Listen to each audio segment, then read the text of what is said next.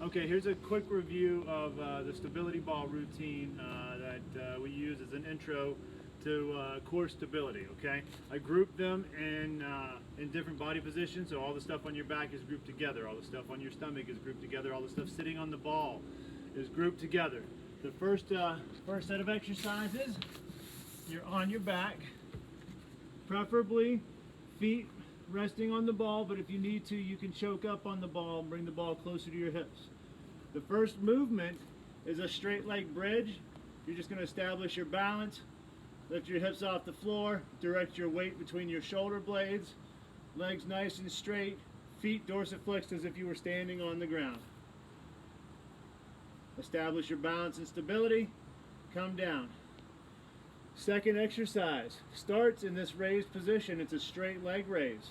So you hold this position, fighting for this moving leg to stay straight, this hip to stay stable, trying to keep this toe pointed to the ceiling.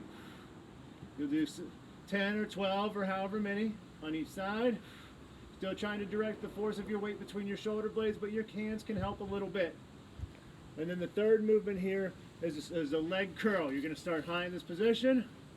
Roll the ball underneath you and lift the hips up. Inhale, exhale. So that's the prone series. Okay, I believe the next series we're seated on our back. We're seated on the ball. Okay, and the first movement is a lateral roll. So you're going to walk out until your head and neck are supported. Arms are straight, hips up high. Feet are parallel as if you were going to do a glute bridge. Okay? So the series of movements is a lateral roll first. You're going to roll out to one side, back across to the other. This hip engages as you roll to the right. Left hip engages as you roll to the left. And just feel that out. Try to get good at it.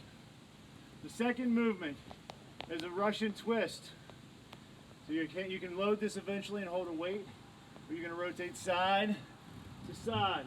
We do it on the ball instead of on the floor, so we can work our obliques but still work our glutes. And then the third movement is a crunch. We're going to put that ball in the small of our back, retract our shoulder blades, and just crunch. If you want to load this, you can hold a plate behind your head or a plate here. Crunches aren't always your friend, but I feel in this movement, it's not too much of a crunch, because more than a crunch, I'm just cueing myself that I'm pushing my back into the ball.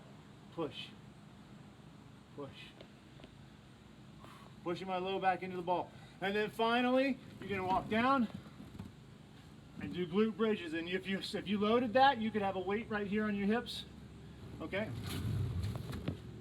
So that is the stuff on the ball. And then finally, on your belly. The first movement is a back extension. Feet are wide. We're going to lift. Just that little lift. Elbows retracted, shoulder blades together. From here, we're going to do a rollout. The ball is an arm's length away. Tailbone tucked, posterior tilt to the pelvis. Keep that, and then you're going to roll out as you breathe in. Keep that core locked in place, and straighten your arms to come back up. Inhale, pull your arms down. This is just a modified version of an ab wheel. A lot of times when people break form with this movement, they roll out, they let the hips break, and they pull themselves up with their hips. We're going to keep our tailbone tucked. I'm already bracing my core. These muscles are already contracted. Holding that position. 2 more movements. The second is a lower body hyperextension. So you can be in a push-up position. I like to be on my elbows because I'm tall. There's a little hinge at your low back. You're going to lift and down. Trying to keep the low back flat as you come down, as opposed to letting it relax and round. All right, it's still kind of actively in control. There's an anterior tilt of the pelvis here. And then the final movement is our hardest one. That's our knee tuck. Feet on the ball, push up position, hips low.